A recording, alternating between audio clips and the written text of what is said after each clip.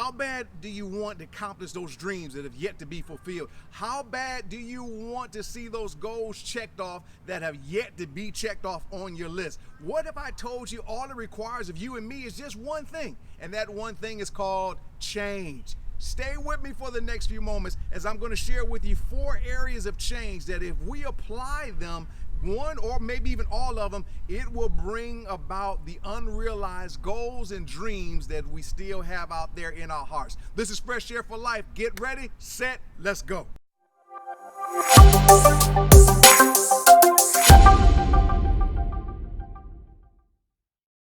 Hey family, friends, welcome out to another Fresh Air for Life. I'm Anthony D. Crawford. So glad that you're with me on today. We are owning our life now. We're talking about being the best me that we could ever be before. Now let's get started. I want to give you 3 things to focus in on right up front. 3 words: change, transition, and transformation.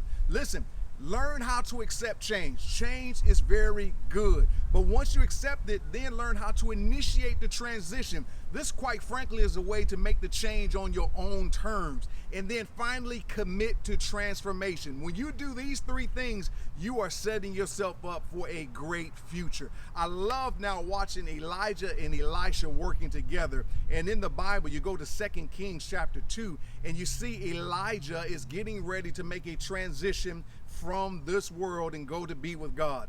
And now Elisha is his protege, and he's watching him, and he's staying with him. And interesting enough, he recognizes that there's some change coming in there. And Elisha tells him, says, look, I want you to stay here. I'm getting ready to go to Bethel. And I love Elisha's response. He says, you know what? I'm never going to leave you. He was ready. He had accepted the change. And watch this. He was initiating the transition. He said, wherever you go, that's where I'm going to go too. Well, Bethel wasn't the only place that Elijah went.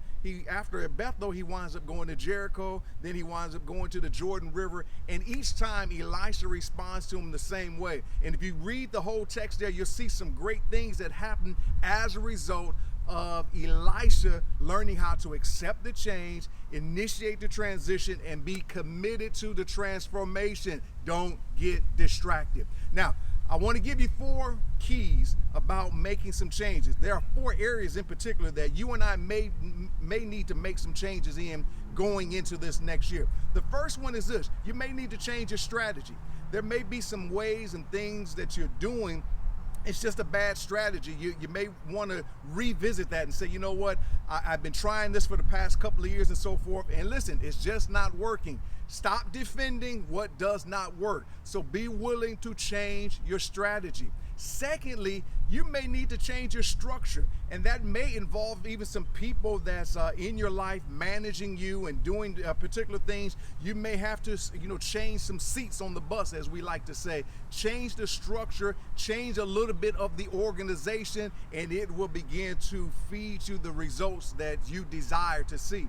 But then the third one, I want to give you this, and that is surroundings. Now, surroundings could be a physical environment that you're in, but surroundings can also include even just kind of the people that are close to you, people that are speaking into your life. And watch this, maybe some people that need to speak into your life, but that's not in your immediate surroundings, that you need to build relationships with. This is one I know that God has been really working with me on, to do a better job of building relationships, keeping those relationships, honoring those relationships, and feeding those relationships and allowing them to feed me. So yes, you need to change sometimes the strategy. Sometimes you need to change the structure, and then other times you may need to change the surroundings. And then lastly, you always have to change yourself. Self-change becomes the biggest impact that you can have.